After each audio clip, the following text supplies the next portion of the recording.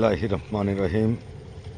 আমি এখন যে স্থানটিতে দাঁড়িয়ে, এটি আমার বঙ্গদেশ, আমার জন্মদেশ বাংলাদেশ। বাংলাদেশে দাঁড়িয়ে আছি।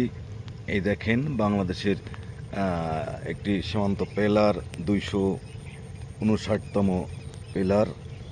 আমি কিন্তু কয়েক সেকেন্ডের ভিতরে আমি কিন্তু আমার মাসিদের দেশ, এই পাশটায় কিন্তু ইন্ডিয়া, এই যে এই যে দেখেন, এই যে কিন্তু ইন্ডিয়া, আমি কিন্তু মুহূর্তের ভিতরে ইন্ডিয়া।